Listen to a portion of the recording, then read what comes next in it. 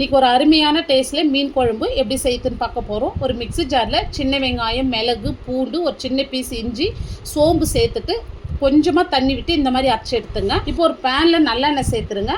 இதில் கடுகு, வெந்தயம், சீரகம் சேர்த்துட்டு இது நல்லா பொரிஞ்சு வரட்டும்.